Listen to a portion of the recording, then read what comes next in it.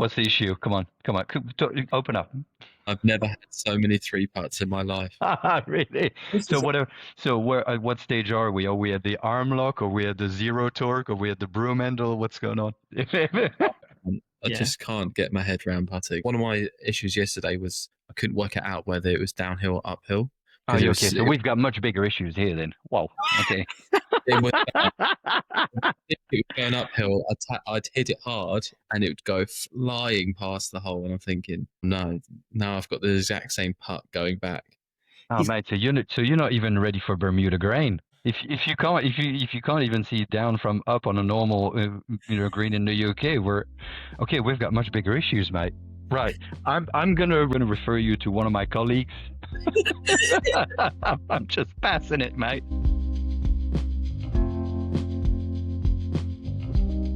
Welcome to another episode of the Halfway Hot podcast. Mark is finally back in the country. You've been travelling so much. But before we get to that, I wanted to speak about Avoda for a few seconds. Now, we've had Avoda clubs for a little while now. We've been getting used to them, the new grips, the graphite shafts, and we have found that our swings have really improved. Our game around the green has really improved. I feel like my handicap's dropped. I feel like yours has dropped quite a bit as well. At the same time, even though you're still getting used to the grips, but we can honestly say our games have improved. So if you want to start improving your games, hit the link in the bio and start improving your game with Avoda Golf. Now, Mark, where on earth have you been? Well, as I alluded to last week, I think it was last week, it's all been a bit of blur with long flights and connections from Cape Town to Dubai, back to the UK. I have been in South Africa. Nice. Yeah. Did you go on a safari? Well, kind of. We went to one of these, in essence, it's a huge, huge national park full of mountains, and it's ultimately a zoo. Mm. But you still got to drive around in a big Jeep type wagon with giraffes, rhinos, hippos, lions. Did you see any? Yes. Nice. Oh, yeah, absolutely. Because it's a zoo, they kind of know where they are and they keep them in certain places. Were you scared? Do you know, I was a bit with the lions because they are, they're there. There's no cage between you and there's nothing in the Jeep to stop them from getting in if they wanted to. I got told that they see the Jeep and everyone in it as one big thing. Ah. So they don't view, but the second you step out of the Jeep, that's when you're like, oh no, this is a target, essentially. Maybe. That's what I've heard anyway. I don't know if that's true. I could be talking complete rubbish. But wouldn't be the first time. It won't be the last. However, what you're saying on this occasion actually makes sense. Yeah. And yeah, it's a beautiful country. Never been. Want to go again. Spent a lot of time around Cape Town, a lot of time around the wharf, the front, Stellenbosch, vineyards. Oh, did an amazing wine tour. Beautiful. Nice. Stuff you can't even get here. However, yeah, wonderful experience. We actually went for a wedding, as you know, which was fantastic. Loved every minute of that. Was with good friends. Really Just did like enjoy me. it. Nice. Yeah. So yeah, but I'm back now, and even though it's 1 hour difference coming back on Monday, it's still a bit of a blur because ultimately you spend about 24 hours travelling. Oh, that's not ideal. Any golf? No, we drove past plenty of courses. In fact, I think the DP Tour is going to Stellenbosch. Oh, really? Yeah, in the next few months. One of the aspects of the South African kind of swing. I know it's not an official term they use, but there's a number of courses they play in and around South Africa. And I thought, oh, that's quite near to where we were. Maybe I'll go back then. Yeah. Well, I'll tell you who has travelled, who we got to speak to this week, was Nicolas Colsaerts. Yes, Nico, baby. Unreal that we got to speak to him, and he was so generous with his time as well. Trying to make this one work for quite some time. Yeah. Finally actually got to speak to him a little bit, didn't we? Yeah. Through Instagram a number of times before the Alfred Dunhill Championships, which I went to, as we all know now. Yeah, and just to let me know that I didn't go as well. And I will be saying it again. Yeah. But I met him, his wife Rachel. What a lovely woman she is. So I saw him on the driving range at St Alfred's. Nice. See what I did there? I combined St Andrews and the Alfred Links Championship. I remember the old stories about Saint Alfred. Yes. Used to learn about that at school. Yeah. So saw him on the range at St Andrews. There we go.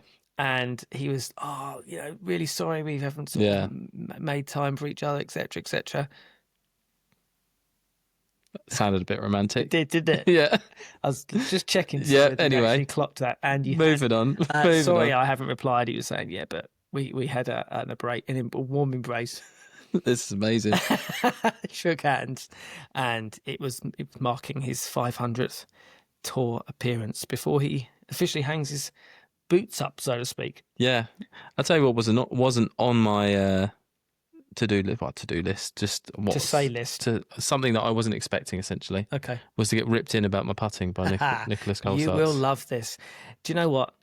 Let's get straight into it, shall we? Oh yeah, let's do it. So this is our interview with Nico Colsaerts. Enjoy. So we are joined today, as we've just already introduced, by a legend of the game, a Ryder Cup hero, literally, a multiple tour winner, and as we said, an all-round good guy from everyone that's involved in golf and the industry and the fans alike. Nicolas Colsaerts, thanks for joining us, Nick. No, thanks for having me. I'm starting to like doing these things and talk about golf and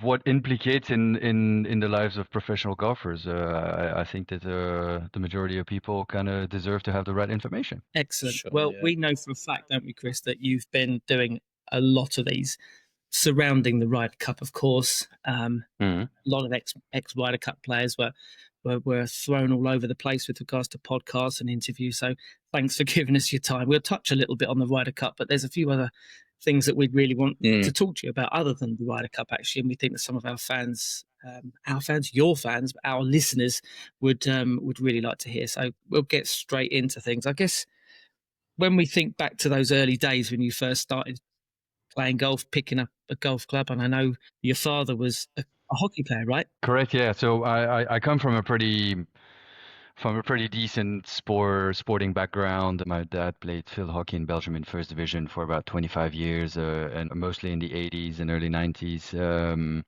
But yeah, I have a great grandfather that represented Belgium at the Olympics. Our weekends was just about sports. It kind of fell on my lap a little bit. So yeah, any sport with an instrument and a ball, I tend to be pretty good at. I absolutely suck with my feet. So if we're doing a five-a-side, I'll probably be the last one to get picked. But no, sport has always be part of the family's DNA. Changing the subject or sport subject slightly, are you a big football fan of Belgian football? Well, because I play team sports and because football is the most popular sport on earth, I remember quite vividly watching, our version of Match of the Day in Belgium when I was a kid with my dad and following teams, and I still remember very well names from the guys that were playing in the Belgian league in the mid '80s and late '80s and stuff like that. I've always support Anderlecht back home. I don't follow, I don't check every weekend and stuff like that, but yeah, I still have a strong bond with the sporting scene in Belgium, even though I don't live in Belgium anymore for a little while now. Amazing. So going back to those early days, what kind of golfer were you when you were sort of working out not just the technical side, but your approach? Would you say you're quite a serious golfer or just a chilled out, free-spirited kind of player? Well, I think I was a little bit of an hybrid, actually. And I think, I have a huge respect of the game. I have a huge respect of the people that have done it before me or before my generation or before this generation that's playing now. I think I've always thought it's quite important to respect the ones that have done it before you. And just because I used to go to Belgian Opens when I was like 9, 10, 11, 12 years old and looking at these guys like Faldo, Woosnam, Olasabal, Ballesteros, Langer, like they were absolute gods. And I think it's changed a little bit in this new generation because of social media and everything. The information about, the top players now, is on demand on your phone. And I think that the relationship with this new generation, with the big guys is a lot closer than when I grew up. When I grew up, you had to basically go to an event to actually have have an understanding of who they were, what they sounded like, and how they played the game.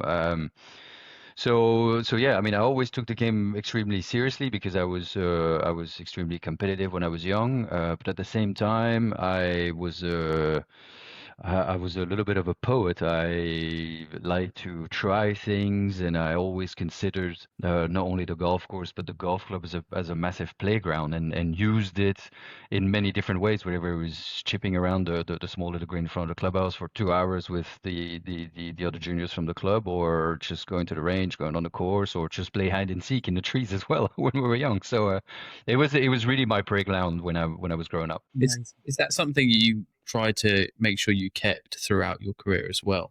Being able to take that fun that you had as a junior and make sure that you continue to have it on the course throughout your career as well? Well, I never really had to ask myself that question because, this sport and this profession was kind of like in my blood. So I never really had to really question my relationship with it. I went very quickly and maybe a bit too quick from the amateur ranks to the tour. I mean, I won my card at 18. I still now to this day think that I didn't realize how much my life could have changed so abruptly in the stretch of a couple of weeks when I went to Q school and got my card at 18. Back then, I was the second youngest ever to get the card. There's only Manazero and Paratore and guys like that have kind of broke the 18-year-old mark since then. So it was a bit of a shock.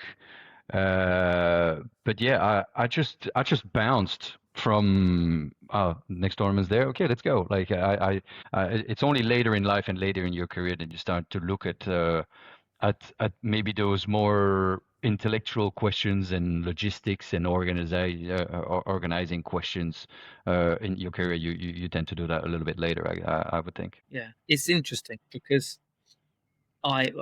we watched a lot of podcasts and a lot of information and interviews. I mean, it's sort of late 40s, and I remember you were one of the biggest hitters on tour, probably still up there. I mean, technology's gone mad.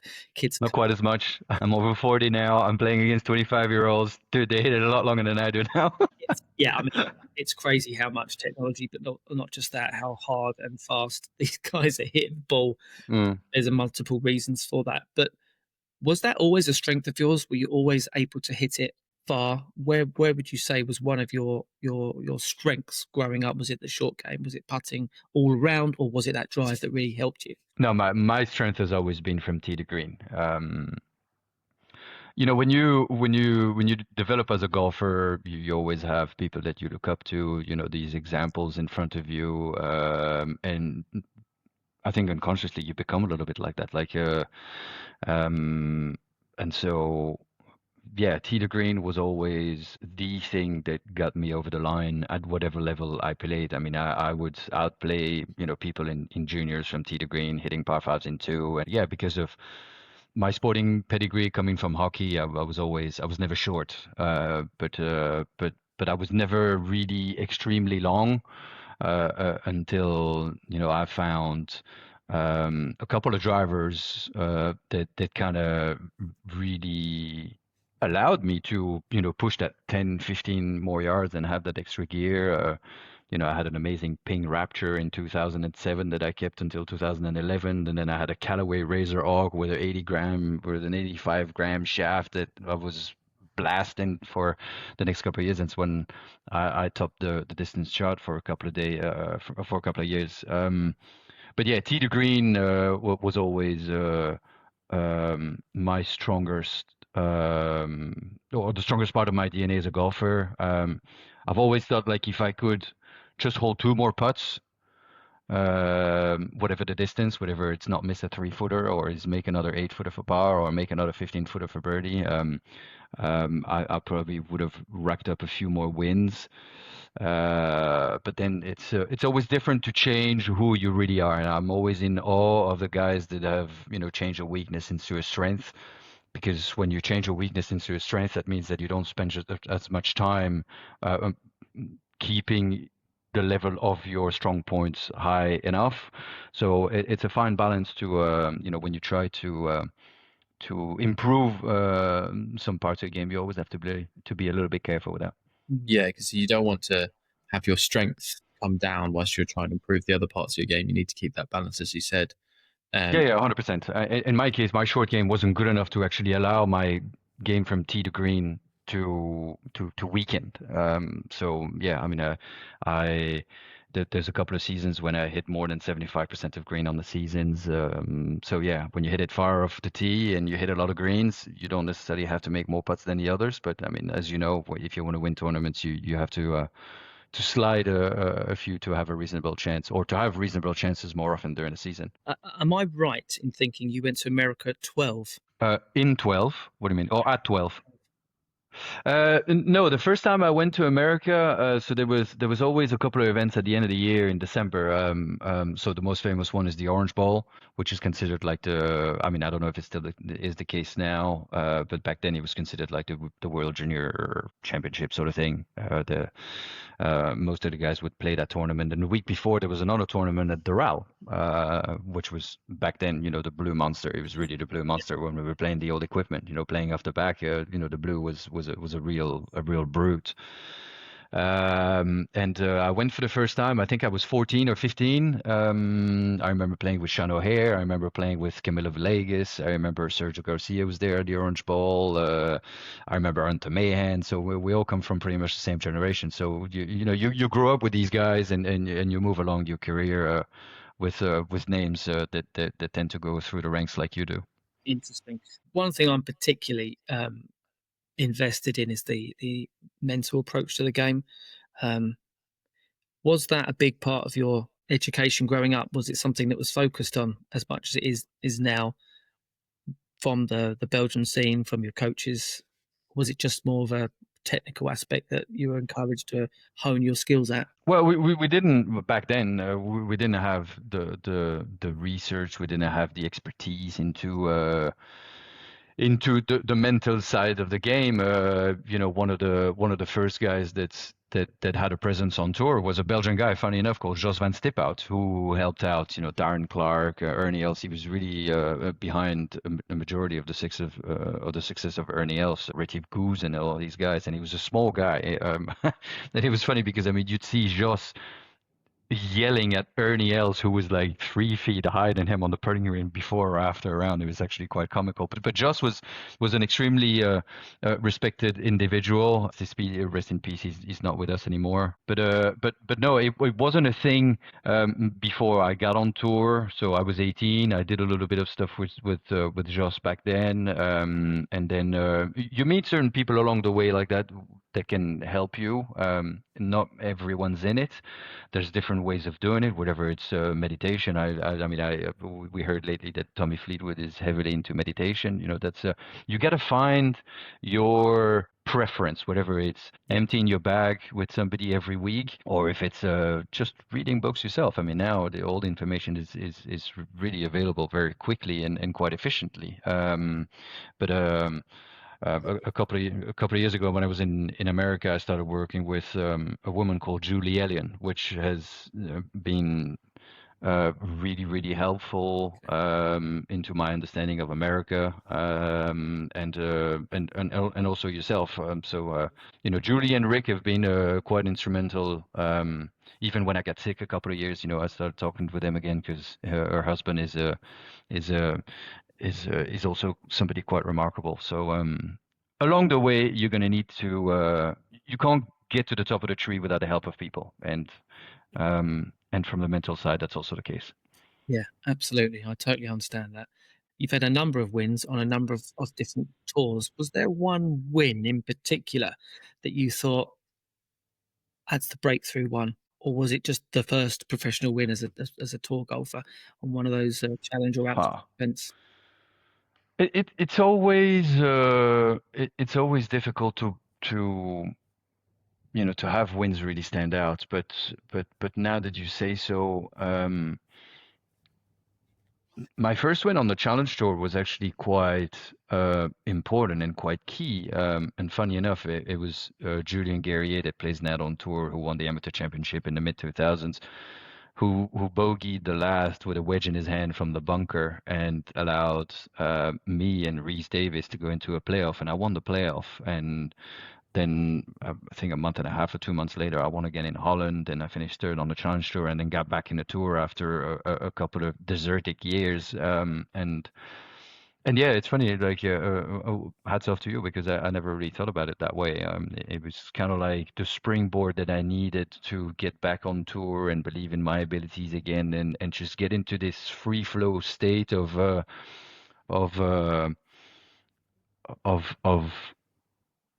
displaying your talent and having the opportunity to realize, hang on a minute, I've got actually a pretty good deck of cards here, and it's the time where I need to put the foot down, and did for the next couple of years after that. Yeah, especially as it was a playoff win as well. That's never an easy thing to have to go again. I'm sure you've had playoffs as an amateur. Yeah, and it's not often that Reese Davis misses a 10-footer, because back in the day, Reese Davis, who now works for the Excel Group Management, Reese Davis is probably one of the best putters that golf has ever seen. Like, he's in the top 5 with Bobby Locke and Ben Crenshaw, I would say. Maybe you should have chat with him. I know. I was just about to say. Yes, let's not go down that. Let's not open that. I'll just say, What's the issue? Come on, open up. And I've never had so many 3-putts in my life. Really? So what stage are we? Are we at the arm lock, or we at the zero torque, or we at the broom handle? What's going on? The putter was being thrown at the bag. That's what point I'm at now. Oh no, but we've all done that. I mean, okay, so you're nowhere near the end of this. Kris is an unbelievable ball striker, and I think if he could get hold of putting, he'd be a plus handicap. It just Right. I just can't get my head around putting, no matter how hard. Yeah, it's frustrating.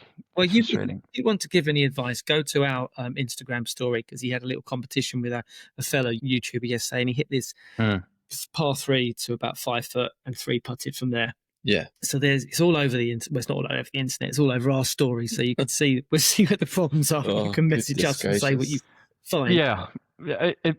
The frustrating part about putting is it's the only part of golf that's only in 2D, really. I mean, you the ball's not in the air, but the most important thing about putting is pace. Pace is the number one thing. If you are a half talented guy, you can start a ball online. Add a little bit of green reading into the equation.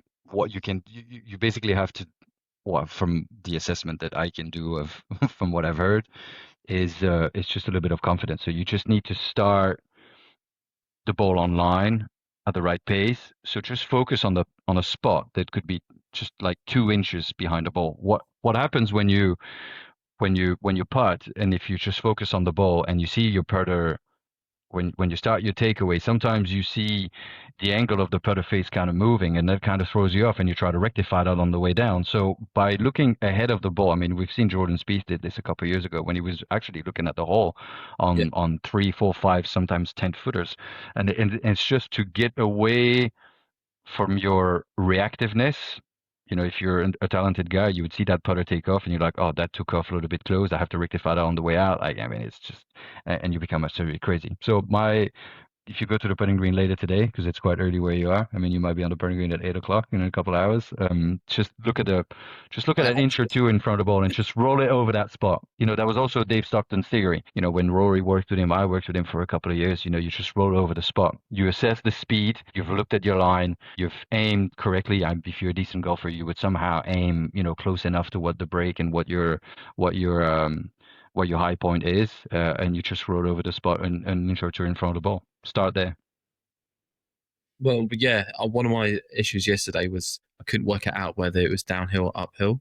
Oh, okay. So we've got much bigger issues here then. Wow. Okay. It was going uphill. I'd hit it hard, and it would go flying past the hole. And I'm thinking, oh no, now I've got the exact same putt going back. Oh, mate, so you're not even ready for Bermuda grain. If you can't even see down from up on a normal green in the UK, we've got much bigger issues, mate. Right. I'm gonna refer you to one of my colleagues. I'm just passing it, mate. He's got a guy you referred to yesterday.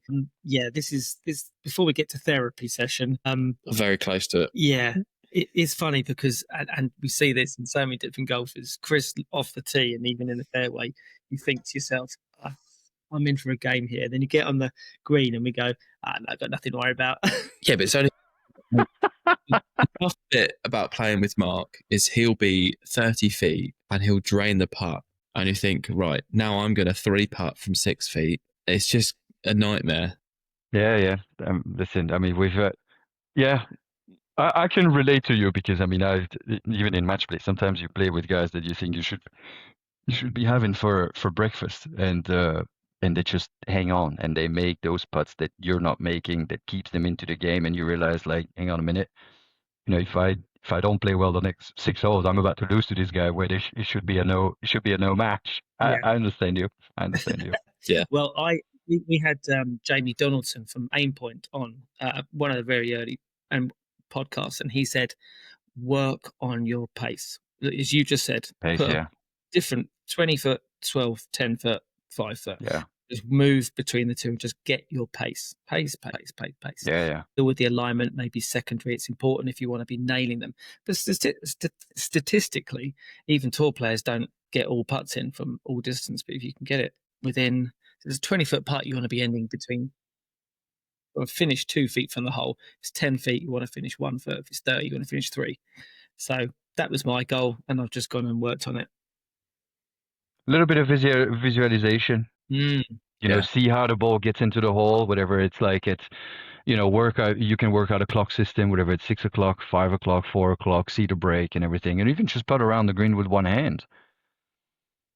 Or even I remember Jamie Spence and Mark Rowe. You'd see them on the putting green occasionally playing balls. So no putter, and they would just like roll the balls on the green. So you're just gonna have to trick your mind. I'm afraid that and maybe the last step is go to Africa to see some guru. I don't know. There you go. Let's go back down to South Africa. I need any help. Anyway, yes, that's some good advice, and also some advice our listeners can get some free tips there. Nick, one thing I really wanted to talk to you about was your family. It's important to me. I think it's important to a lot of people. When golf's good, when golf's bad, your family is so important to you, right? And I was fascinated by what could only be described as the museum that your father created at home. Oh, yeah, okay. Yeah. Storage, the clubs, the shoes, the balls, all meticulously laid out, and of course the press cuttings that he put in folders. Fascinating. He's clearly, from what I was watching, he's clearly got a lot of pride in what you have achieved. Both your parents seem to have that. But how important has family played in your career? Well, like you said, family is key. I was extremely lucky to have parents that understood that they had a child that was a little bit different than the others, that he was gonna have to be treated a little bit differently. It's never easy when you're a parent, especially back then, coming from a country like Belgium, where there was not really a lot of golf history. There wasn't really a lot of tutoring. I needed a lot of luck, not only with my parents, but also with meeting my coach at the age of 9 years old that I stayed with until I was 30 something. So yeah, you need a lot of love. You need a lot of support. Mistakes have been done along the way, whatever it was from their part, whatever it was from my part. But because that is what is experience, and that's how you mature. That's how you find out who you really are. That's how you realize how you want to do things, and that's how you realize who you want to be. But yeah, I mean, let's state the obvious. My dad's a little bit of a hoarder. Probably not to the medical sense of the term, but yeah, there are a lot of cool stuff at home. He's kept the majority of everything. We joke with our friends that there's a digipad or an eye retina scanner at the door of the basement. I got a majority of my stuff here as well when we moved to the Middle East. I remember I went back home and and I could see him. It was like stabbed to the heart, you know, from me taking some of the clubs and some of the putters and some of the bags and some of the major bags and some of the caddy bibs, some of the cool caddy bibs that I've collected over the years. But yeah, the bottom line of the story, it starts with love. They only had one kid. They wish they could have had more, but it wasn't the case.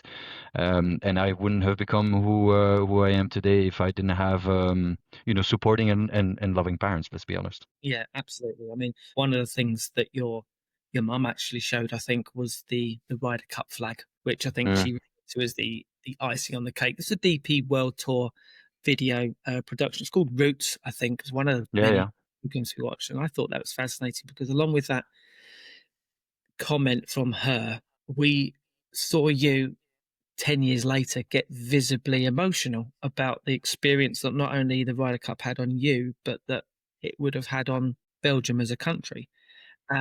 Clearly, it's something that was still very close to your heart, that whole experience, and will probably live long in your memory for decades to come. Well, I think there's a couple of different things to look at here. You know, when Roots was shot, I was still in the process of recovering from my kidney illness. So, Okay.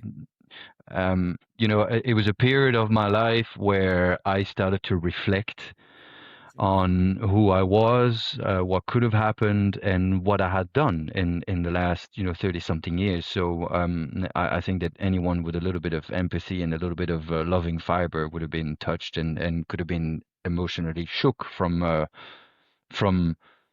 having the chance to tell the story and tell the chance of where you come from, and make people realize that at the beginning we're not really any different than the kid that you see on the driving range that has high aspirations, but it's a long journey. A lot of things can happen. There's a lot of potholes to avoid. You need luck along the way. I said this a few times already. Like, when you realize how far or how long the journey is, basically the only thing you're trying to do is to avoid dramatic events that will change the course of your life. It's a miracle to make it to the top of the tree. When you consider how many good golfers, how many good juniors there is on earth, how many can hit the ball, how many can chip, how many can putt better than you, but it's a miracle to make it unscathed on tour. And I think it needs to be respected when you get to a certain age, when you're in your 20s and you're riding the momentum. You might not actually realize that, but when you get to a certain age, you realize that a lot of things could have gone wrong. And also that sense of pride that you were always capable of taking good decisions and deal with adversity and keep showing up every week, every day on the range, and do what needs to be done to be good at this level. Yeah, well, that makes perfect sense. I mean, I can't imagine the comparison was anywhere near. So I'll ask you the question, but you played in 2 junior Ryder Cups. Was there anything out of those experiences that prepared you for Medina? Well, yes and no. Because back then the junior Ryder Cup wasn't anywhere near as big. We used to play a different golf course. We always used to look at the American team with a little bit of jealousy because they had amazing gear, and we would just like show up with a couple of European shirts that looked like your grandpa would have wear. So back then there was really this fascination about America, and I think that he was, and if you speak to the people that have played the Ryder Cups in the 70s and 80s, and that's where most of our motivation comes from. Is like we still react to this.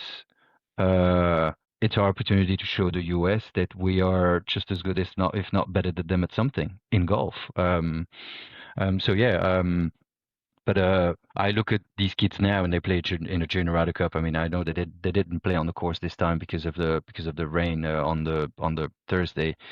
But what an opportunity! I mean, to represent your continent as a junior on the Ryder Cup course. I mean, I remember Rome. I remember seeing their face. I think it was on Friday morning. They were just there to the right of the tee, and I naturally just went and said hi and told them, I've played 2 of those. Maybe it's going to be your turn in 5, 6, 7, 8 years. You have to keep the dream alive, and when you see the emotions on their face and everything, I mean, it's just that there's nothing that beats it when you see a 16-year-old that wants to play in the Ryder Cup being there and feeling those vibrations, and what a Ryder Cup is really like from up close. There's nothing better. Yeah. They jumping forward now to the Ryder Cup. What was that moment like, knowing that you're going to play in it? How are you feeling? Well, the first feeling is obviously joy, because you fight really hard to be in this team. It's 12 guys every 2 years. It's extremely hard, and it gets harder and harder to make the team. When you think about it, every 2 years there's only 12 guys. 12. And in those 12, you have your John Rams, you have your Tyrrell Hatton, you have your Roy McIlroy that are on top of leaderboards every single week. So you have to do something special. So it's joy. It's also this stamp of approval that you are not like the rest, that you are better than the rest. And also, everybody's different as well. It's this sense of affiliation with it, because of my team sport pedigree from since I started to breathe. I knew that I was going to be fine. I knew that I would understand everything that needs to be done, and I knew that I would have a place. But then comes the responsibility of playing well and deliver. That's the biggest part of, or the biggest scary part about playing in the Ryder Cup. Your first time round, you don't know how you're going to react. You don't know who you're going to play against. You can play really well and play against somebody that goes on a blitz, and your mate looked obsolete. Or you can go out in your first game and make 8 birds and an eagle against the best golfer that's ever lived. I mean, yeah, just which is still I'm still, how did that happen? yeah. How did that happen? When I think of how much I've dreamt about playing it, when I think of how much anticipation there was from my part to be in it, and to straight away fall into this zone that we that everybody speaks about in golf or in whatever sports, actually, I still find it absolutely incredible that it has happened to me. I really do. I'm so proud, and I'm so grateful that somebody up there was like, okay, today we're going to give all the momentum to this Belgian kid that's playing the Ryder Cup for his first time. Yeah. And I have to say, and I've said this to Kris on numerous occasions, that miracle, as they call it at Medina, was, in my opinion, for me, one of the, if not the greatest Ryder Cups I've ever witnessed. Now, it could be the way they portrayed it on TV, the emotion, the music, particularly the video that they put together afterwards. But it was something else. And one of the things that we've always talked about is when it comes to the Ryder Cup, you 12 players are, as you said, the best in Europe, best in the world, you could say. We see it every 2 years. Players bring out almost another level of golf, going for par fours that they turn. Celtic Manor was another. I'll come back to Medina, but Celtic Manor, there was a hole. I can't remember which one it was, but it was a par four. Play it down the left, or you can play it as a par three. And in the Ryder Cup in 2010, they played it as a par three. Yeah. It wasn't just that they were all getting it on the green, or there or thereabouts. The level of golf goes up, in our opinion. Would you agree? Yeah, 100. Another level. I always say it turns into video game golf when it's the Ryder Cup. Everyone turns. I know, as Mark said, you guys are the best golfers on the planet anyway, but it's when you get to the Ryder Cup, the level of shots and the amount of putts that are just going in from 20, 25 feet, and everyone's chipping in. It's just incredible to watch. Yeah. But when you look at modern sports, if you look at an NBA final, when you think of Michael Jordan, what he was capable of doing in that environment, you look at tennis, look at the finals that we've seen in tennis in Grand Slams lately, that one in Paris last year. I think because of how sports has been modernized and how much information is available, how much research has been done in our generation, when you get to the top of the tree, you have so much more understanding of what needs to be done. And when you take the best talented athletes at whatever sport that might be, and you put them in a situation where they have to deliver, and the stakes are high, and the stage is set for an incredible possibility to display what you're capable of, it kind of tends to happen. So I'm a little bit like you. I'm in awe of the level. And I say that now to people as well. I was never really amazed to look at anyone hit a golf ball, but I'm amazed at the frequency of the top level to constantly deliver. I mean, look at the tournament in India last week. Tommy Fleetwood, Rory McIlroy, Victor Hovland. It's one of them that wins, and Fleetwood wins in a quite convincing manner. For having the right reason. With Frankie, his son, has said that he's never run up the green. So all you need is just to instigate the real reason why you're doing it for, and I'm not surprised that the real talented players or athletes in the world tend to deliver in those moments because they understand the moment and they understand that the history can be made. Yeah. Is it? This is a question, really. Is it also because it's a match play situation? So you're not worrying about the overall score per se. Each hole is its own, so you can throw darts at the flags more because you want to win the point, but the risk is not off. If you lose that hole, you still got another 17 opportunities. Do you think the mentality changes, the risk factor changes when it's a match play situation? Well, yeah, it does. Let's say your two polar opposites would be match play against a U.S. Open at Oakmont, where it's just survival, where you just play chess and you try to play the most efficient way possible without making a mistake. Where, like you said, in match play you would fire red flags a bit more. The setup of the course is a bit different as well. It's not pushed to the extreme like we know the US Open can be. And yeah, you're playing with somebody, so you always kind of feel like you have a backing up plan, or at least in four balls. Foursomes is not the same thing as because you guys play a lot of foursomes in the UK. But yeah, and it's also this this sense of doing it with someone. A lot of people thrive on that. It's if you think that you're an entertainer on stage, all you need is that one look to that person of trust on the side to bring you back whenever you feel like your mind is going elsewhere. Just that little connection, poof, brings you back onto the subject. So I think I think it's easier to thrive into or in my case, and I think a lot of people would tend to agree with that it's easier to thrive into a team environment because you look at somebody else and you understand that they will give it just as much as you for the cause. Yeah, I mean, tell us what it was like working under Olathabol as a captain. What was that experience like? I know there was vice captains, there was your colleagues, your fellow. Yeah. What was he like as a captain that you were able to utilize a couple of years ago in Italy, and perhaps even would utilize should you be given the opportunity to be a captain in the future yourself? From Olasabal is one of the last remaining European Ryder Cup gods in the pantheon. You don't go to a Ryder Cup without having motivational and inspiring speech from Olasabal. Like, end of. Okay. You have him in a room and you have all these superstars in the room, and he starts opening his mouth about Ryder Cup, you can hear a pin drop, and half of the room has a tear coming out of their eyes. There's nothing like it. I understand there is that thing with Sevi, and then he was part of that group with Sevi, and that amazing partnership that we all know the history of. But he embodies the real reasons why we play the Ryder Cup and why we want to win the Ryder Cup. And from a very genuine, I mean, Olasabal comes from very modest beginnings. I mean, he grew up in a farm just outside the French border in Spain, in the Basque region, which are known to be extremely stubborn and extremely driven and extremely obtuse at times.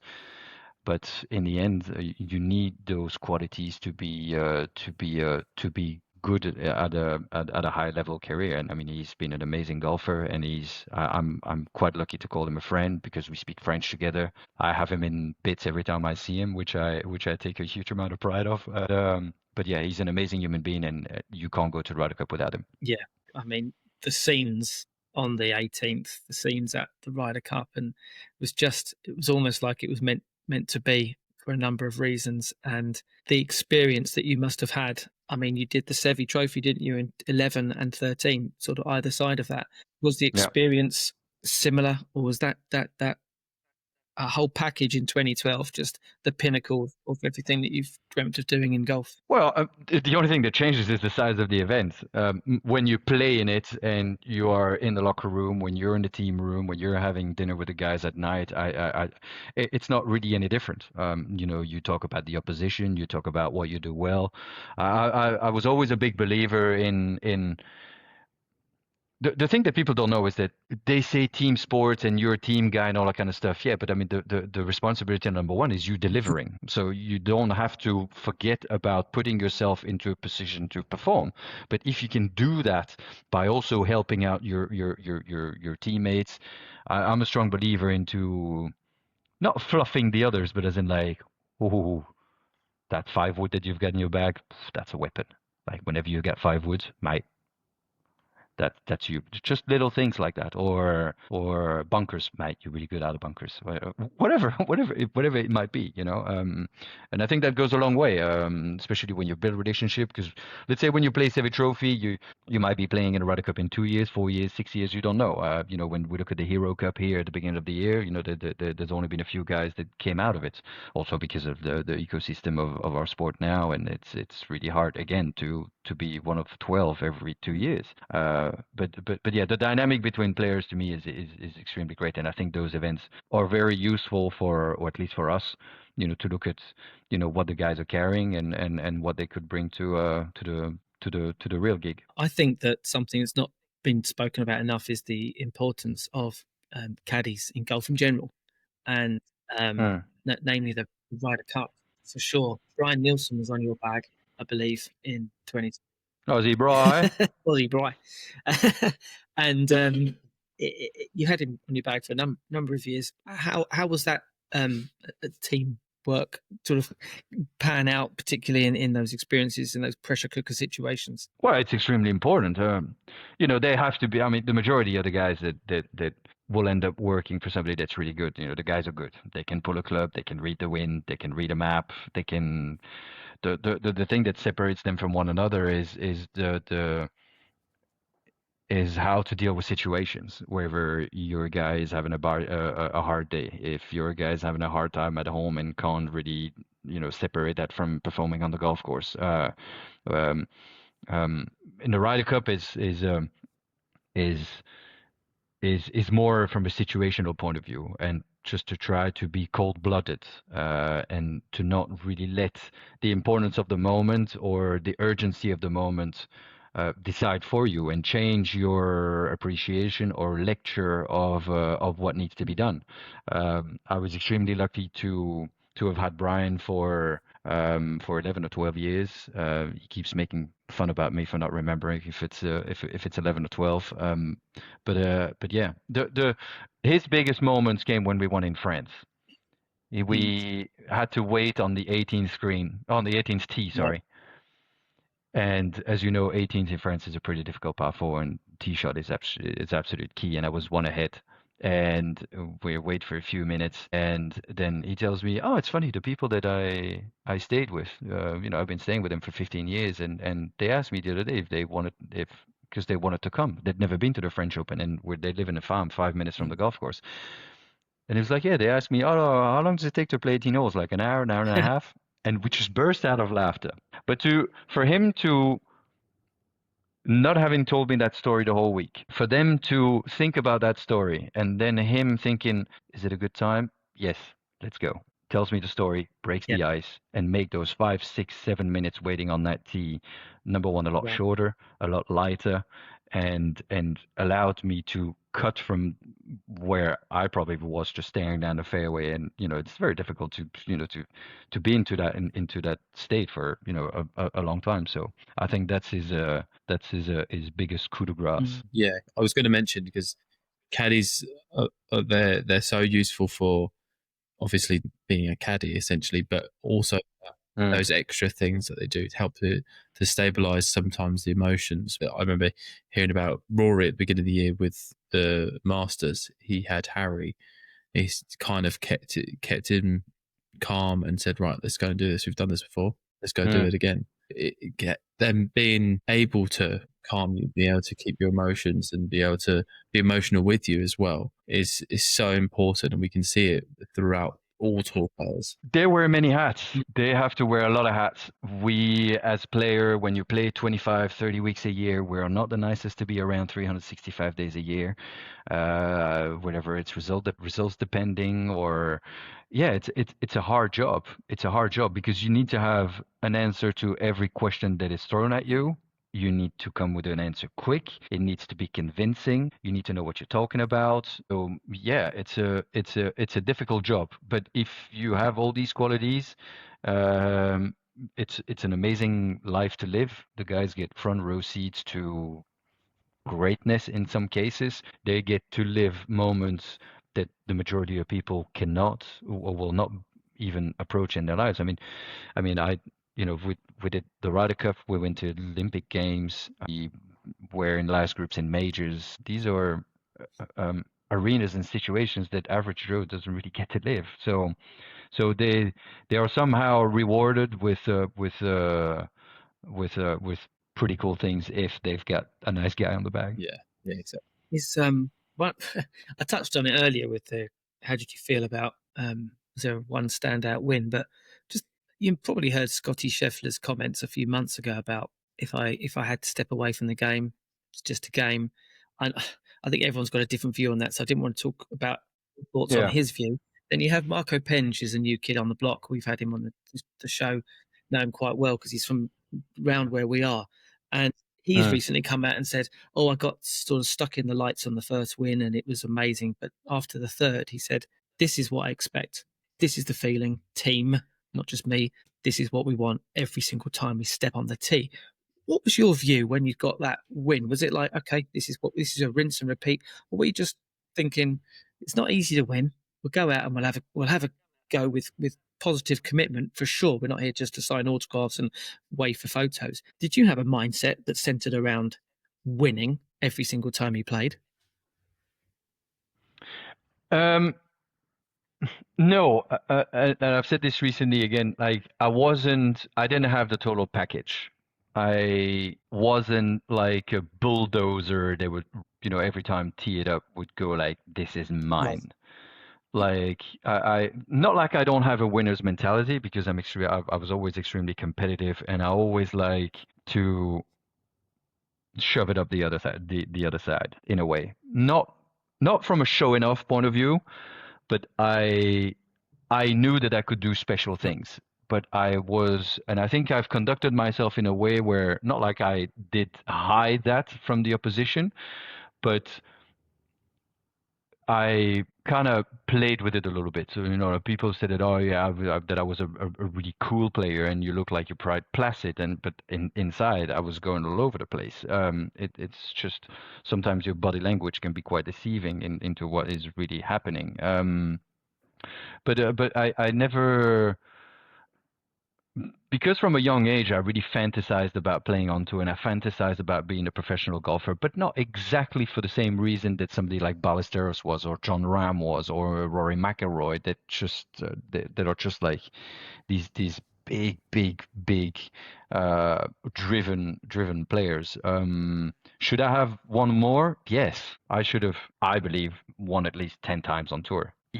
Easy. And I would happily have a conversation with somebody that doesn't think otherwise. I was able to do things that the majority of people weren't doing, even on tour. I was hitting the ball far. I was hitting amazing shots. Short game could have been better, 100%. Putting should have been a little bit better. Could have been a little bit better, 100%. But it's more the mentality. And those things sometimes are difficult to fight. It's very difficult to change your DNA. But I have no regret of not becoming that person because then I wouldn't have been true to myself and I maybe would have become somebody that wouldn't be nice to be around. That last comment, actually, that really rings true. Yeah. You can't have any regrets, can you? Either looking back of wondering what could have been. It is what it is, so to speak. Well, saying that, the no regrets thing, I think everybody has some regrets.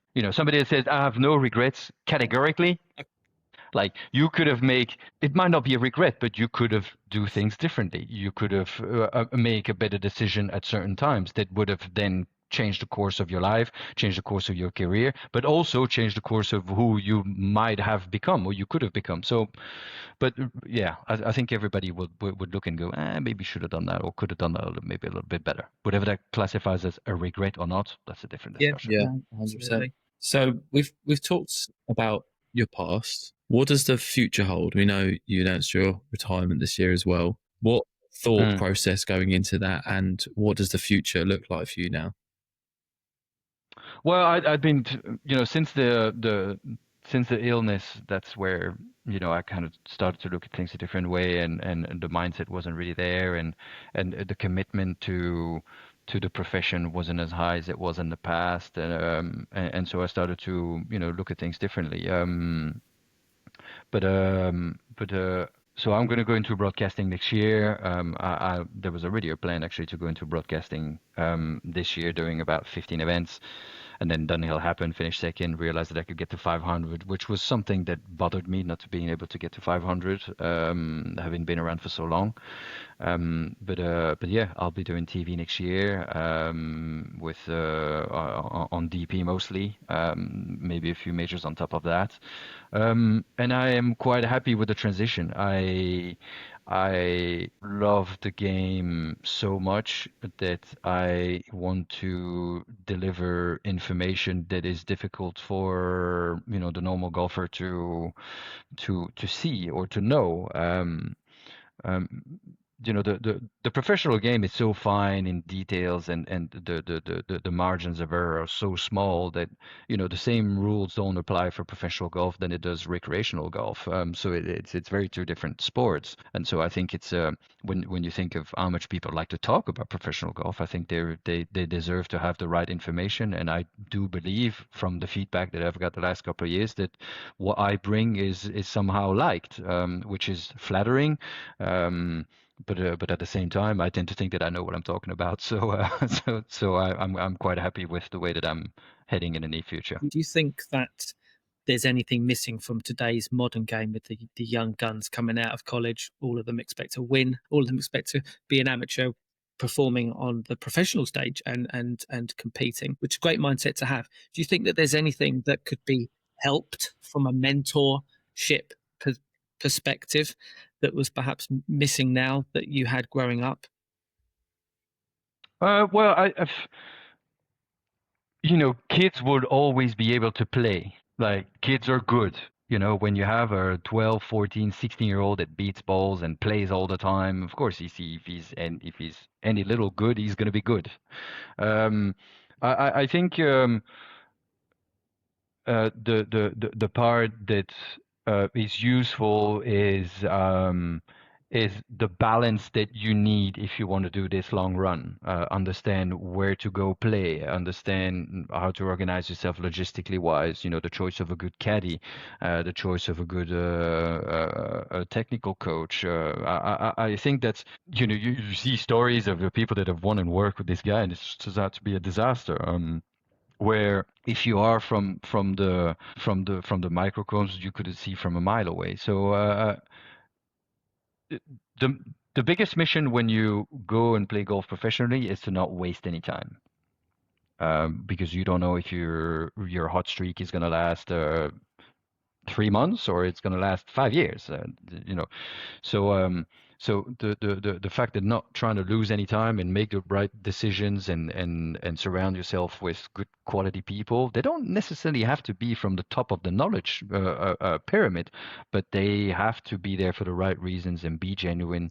I think that would tend to work better in the long run. So will we see you headlining at a major club festival event? No.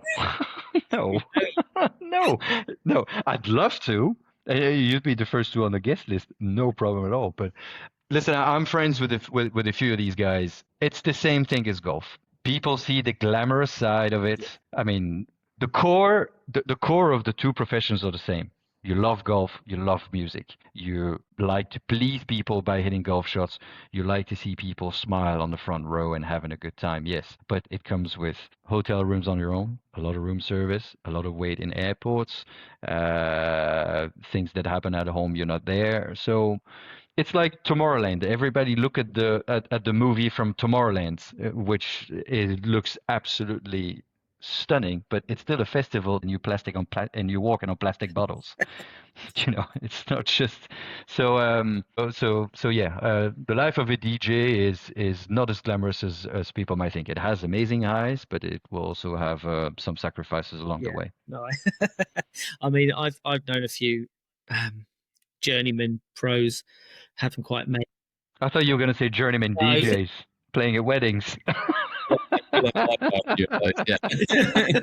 And you're right. I mean, I've been over to the San Omer when it was a dual sanctioned event with a challenge tour. Was he challenge? I think he was actually on the tour DP. That was a European tour back then, and it's not glitz, it's not glamour, especially if you're missing cuts, you're staying in cheap hotels, trying to save every single penny. The top is a very different level, but trying to ply your trade and just hang on to a card, or just bounce between Q School main tour, or even dropping down. Mate, that's exhausting. That's exhausting. It's mentally exhausting. So either that's for you and you just live golf and that's the only thing on your mind, but that comes to the detriment of having no family life and no kids and not being able to give time to others because you're so dedicated to one thing and you're not even at the top of the tree. So what do you get out of it?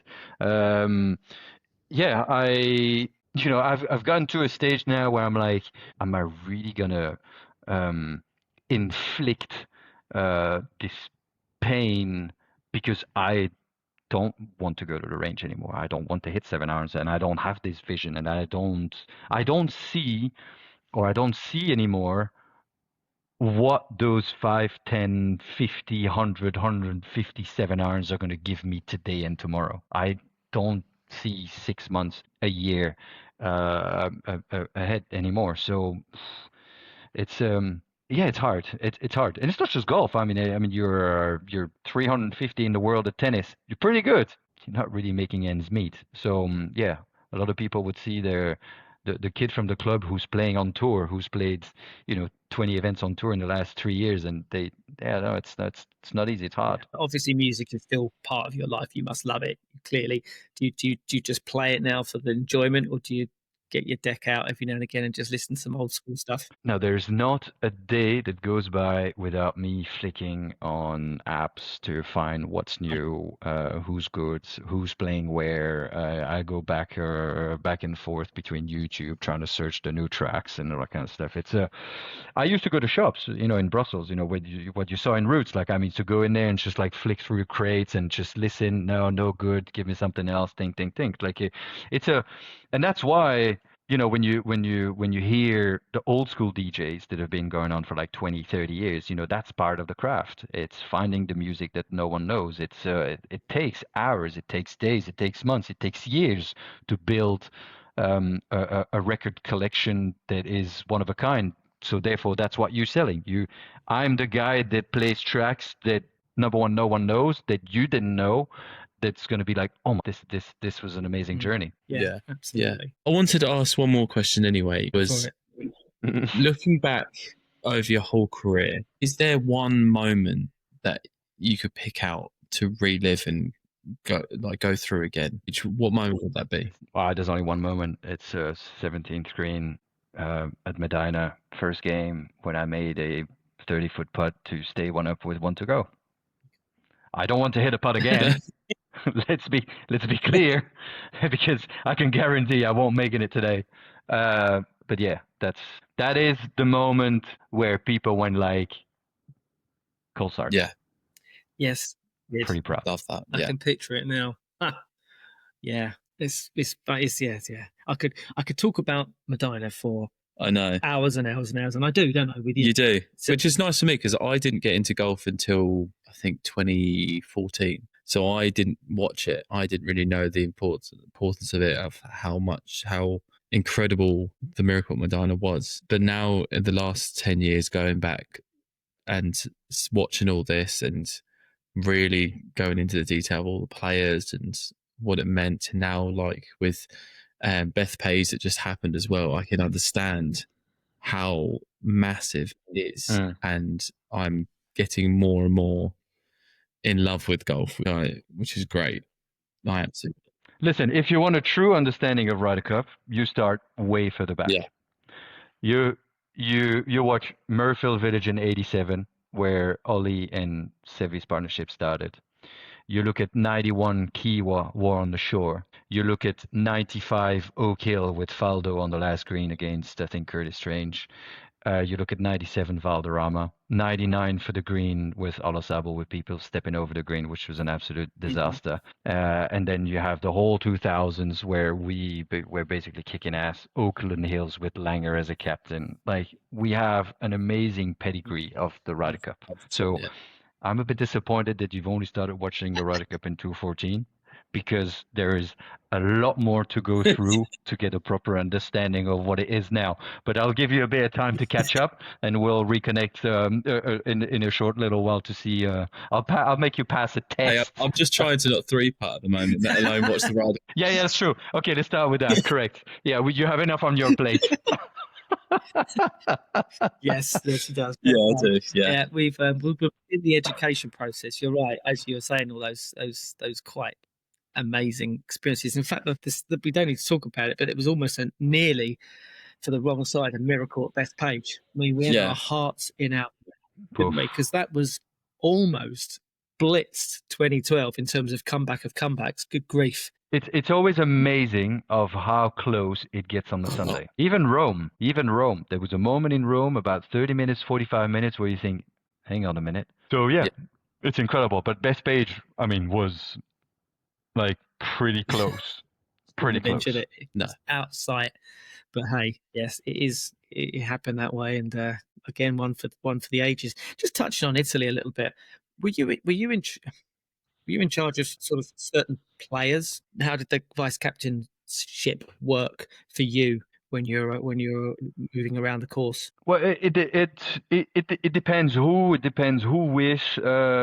I was so I walked a lot with Justin Rose and Bobby Mack, because Justin and I, we know each other a long time. We played a bunch of times together. We respect, or I do believe that or I hope that we respect each other enough. And Bobby Mack, played Shinty, played team sports. I've always been quite good with Scots. So it kind of naturally happened. But I tend to roam around a little bit. Because I think of who I am and who I was the last 25 years, you can put me in charge of anyone. I'm not going to, start telling John Ram what to do. That's Ollie's job. I'm not going to go and tell Nikolai Øygaard or Rasmus Øygaard what to do. That's Thomas Bjorn's job. Dodo Morinari would be Hovland. They like numbers. Fitzy, that's Dodo. So everything kind of falls into place a little bit. You would have your soft spots, and you would have the ones that you would maybe work and connect and share information a little bit better. And bottom line is, you're there for support. You're there to put the 12 players in the best possible place to perform. That's your only job, whatever that might be. Yeah. One of my favourite things from Rome, that every time I watch anything from it, I see, and it's the moment where you're on the first tee and you're looking around, and then you start the thunderclap. Love that, man. What was it like having the fans there and being able to listen? I wish that you will have the opportunity in your life to have 10,000-15,000 people at your fingertips. It is absolutely incredible. Not like I did it selfishly, or at least the first day. You're because you have to use that 13th man. Yeah. And we do believe that we have a much more genuine and respectful 13th man. So what you're basically trying to tell those people is like, guys, come with us. Yeah. And I think it worked. It worked quite well. Yeah, I agree with that. Yeah. The interaction between, as you just said, Justin Rose and Bobby McIntyre, clearly his first experience in that cauldron, and what a great talisman to have by his side. Literally, you could see the passion in his eyes, the enthusiasm, and I think that probably spread throughout the whole camp before, during, and maybe even after that experience in Italy. I mean, listen. I mean, you're a rookie. You're playing with Justin Rose, like the ultimate golf professional. You look at Justin Rose on the range. There is a certain number of golf balls in front of him. Like everything's regimented. So you play with somebody like that. You're like, okay, like I have to respect what that person is doing. You have to have respect for that. And so if you are anywhere involved in sports, if you have the team spirit thing, if you are good at what you do, you're just going to follow along. And Bobby just did that. It took him a little while. It took him 14 holes. I mean, he birdied the par 3 14 or the 13. And that's where things started to get in motion for him. Like the beginning was a bit, and frustration gets there because you know that you have what it takes to be good at this, and you have what it takes to deliver. But when it doesn't happen, frustration can be shown. But at the end of the week, all of a sudden, Bobby Mack has 2.5 points. Like he's a hero. Where it took him 13 holes to really get going. But I'm really happy for Bobby. So I think if I can just ask you one more, I know you've called time on a sort of professional career, so to speak, perhaps some broadcasting coming soon. Have you written off the idea of, I mean, it's a long time between now and 50, but have you written off potentially coming back, whether it's Champions Tour or Legends Tour? Yeah, maybe. I'll go in 6 years and just have a hit and giggle with some of the guys. Yes. Do I have today aspirations to go and play on a Champions Tour? No, not really, because I'll have to spend 25 weeks a year in America, and I'm quite happy where I live. I have a 4 and a 7-year-old, which will then be 16, 14, 15. Yeah, maybe at that time. I don't know. Listen, I don't know. I have no idea. But I mean, I saw Jamie Donaldson's interview yesterday, and he's like, "Oh, it's great. I mean, I haven't seen those people for 10, 15 years." Yes. I mean, I really do get that. But I mean, I imagine I'll still be able to hit a golf ball in 6 years. So anyway, we'll see. It's not part of the plan. Fair enough. Johan Edfords. I remember him. I heard the name recently. Oh man, he was. Yeah, we watched him week in, week out. Suddenly his name popped up. I thought, 50? Really? Yeah, no. Yeah. 2 years of heat. Won the Scottish Open, won the British Masters, hit the ball a massive long way, long hair, was good, was really good, and then just exploded mid-flight. But he was mustard. He was mustard. Yeah, I remember. He was one of those guys that when he'd get on the heat, you'd be like, wow. Yeah. Well, look, listen, Nick, thank you so much for joining us. We've enjoyed this. We've finally woken up, haven't we? Yeah, it's Sun is rising. I know it's probably nearly. I've got my coffee. So I'm sorry I got you out of bed this early, guys, but I've got school drop-offs and school pickups. It's a different gig now, fellas. Do not mind at all. Well, maybe we'll do this in person over in the Middle East, because I need to get myself back out there. Having been to Dubai a few times. Fancy that? Yeah. Let me see about my putting before we go out there, because I want to play golf out there, but those greens scare me more than the greens over here. So. Yeah, there's a bit of grain here, so that adds another level of difficulty. But you'll be fine. You'll be in good hands. I'm happy to take a look. We I met the head of security for the guy that's in charge of the PIF, the Middle East fund, up at Carnoustie when we met up at African Hill, and he's invited us over to Saudi. Apparently, golf is ready to, if not already booming in Saudi. So there you go. You're going to have to go out there then. Yeah. There'll be no bees there, mate.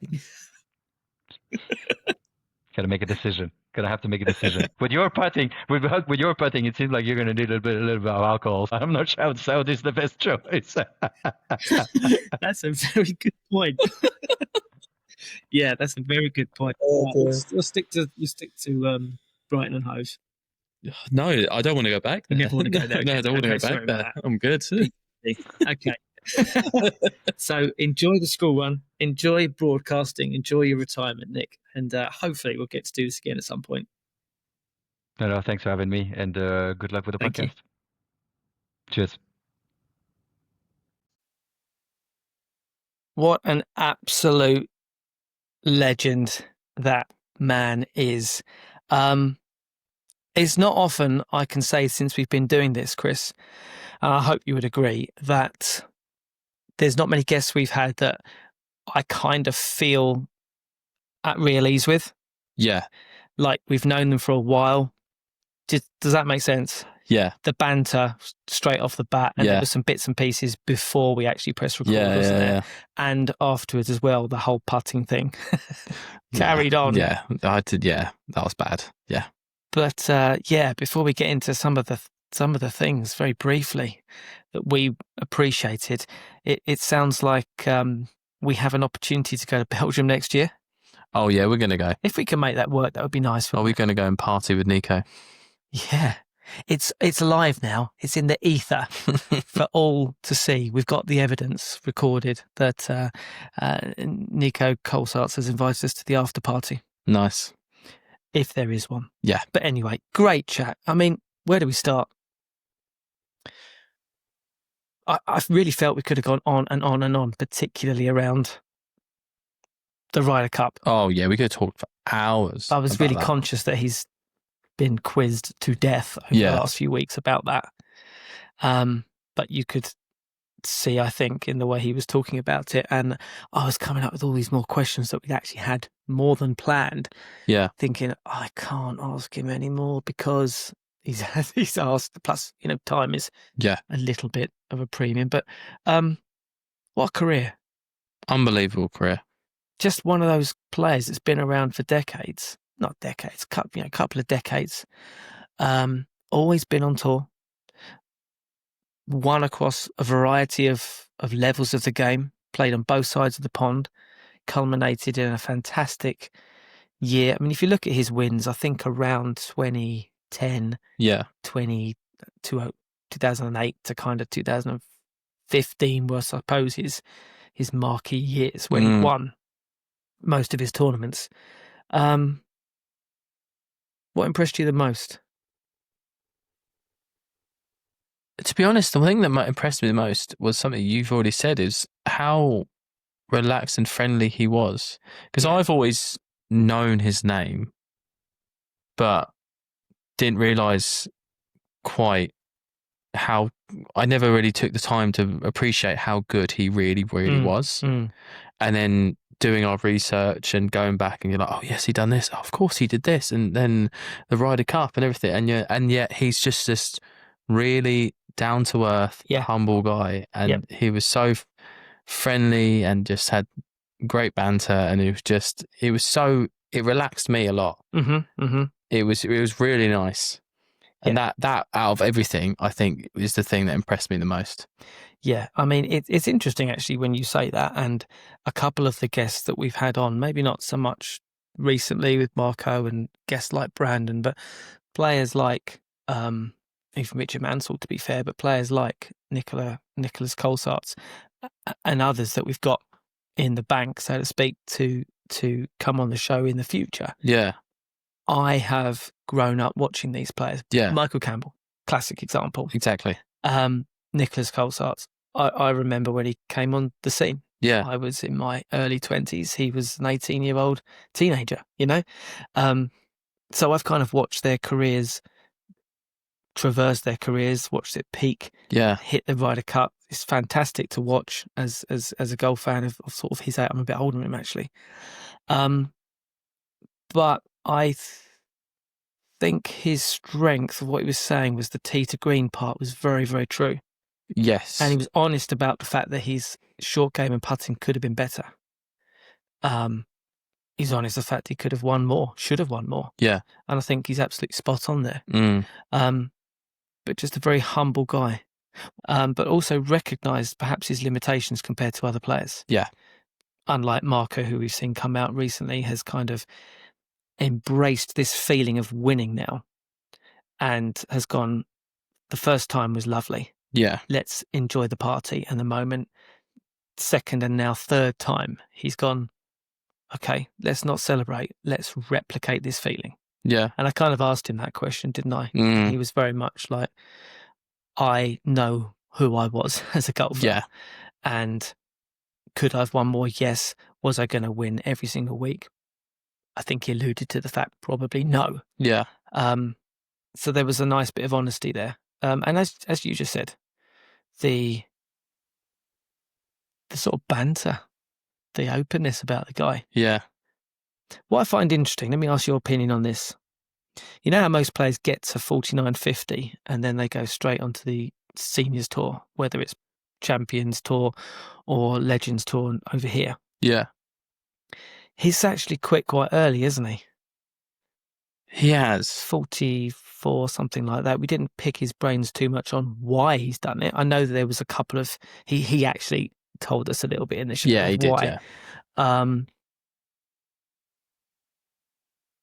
But it's an interesting time. You don't often see players retiring through choice. I think he's got more seasons in him. Oh, for sure. He's got young kids. It could just be. It could just purely be timing. It could be just his thought. You know what? I've got what I want out of the game. Yeah, I want to go and spend time with my family. Mm-hmm. They are young. His kids are young. They're at that. It's not like he's quitting playing golf or anything like that. No. He can still go and play golf. Yeah. Recreation golf and all. Like, he gets to travel anywhere he wants. Probably won't have to pay for another green fee for ages. If ever. I like the fact we gave him a couple of things to think about. Yeah. And it's always nice, I think, when a podcast asks questions, and I've heard it on many other podcasts, where they go, that's an interesting point. I've never thought of that. Yeah. I think he did that once or twice with a couple of our questions, which is nice because it gives us a bit of feedback as to whether we're doing this right or not. However, we're not friends, even though I feel like after that podcast, we might be. I feel like we've built a bridge there. Oh, 100%. With a wonderful, wonderful man. Definitely. And a fantastic golfer. Yeah. So is that it? I think that's it. Let's call it then. Okay, let's call it there. All right then. Well, last orders, please. Last orders. Okay. Ding, ding, ding. Time at the bar. Well, until next week, guys. See you later. Ciao, ciao, ciao. Bah.